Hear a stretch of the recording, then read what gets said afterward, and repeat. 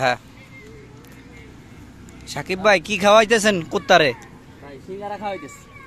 কো দে তো আপনার কি এটা পালা কুত্তা নাকি শিকারি? না ভাই হ্যাঁ খাইতে বসলাম, দেখলাম অবলা পানি দাঁড়ায় রয়েছে।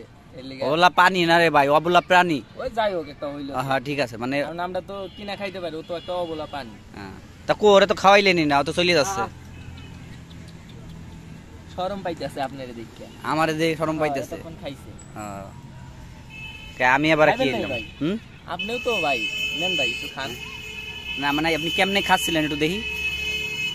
বাবার দেখান কে?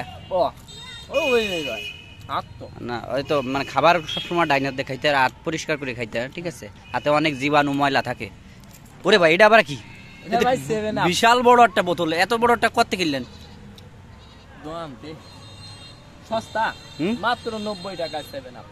মাত্র 90 টাকায়? এটা তো 7 আপ না মাশাআল্লাহ কি এটা? প্রাণাপ। ও সরি প্রাণাপ। প্রাণাপ খাইতেছেন না? প্রাণাপ খাইলে পরান জ্বলে যায়। পরান জুড়ে যায় না জ্বলে যায়?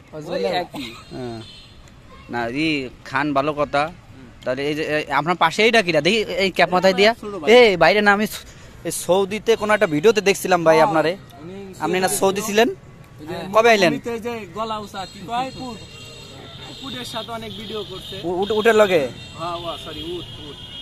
যাই হোক সৌদি আরবে ছিলাম অনেকদিন, কিন্তু কিছু করতে পারি নাই। কারণ এর একমাত্র কারণ হচ্ছে আমাদের বাংলাদেশের যে দালালগুলো আছে, এই দালালগুলো হচ্ছে এর কারণ। এই দালালগুলো টাকা পয়সা নিবে, কিন্তু মানুষদেরকে নিরাপত্তা বা ভালো কাজ এগুলো তারা দেয় না।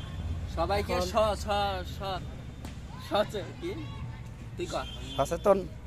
সচেতন সমালোচনা করবা না তোমরা, বুঝলাম না ভাই। সমস্যা একে জন্মগত হতেই না নাকি? আরে ওটা কি কয়? সমস্যা সমালোচনা, সরি সমালোচনা।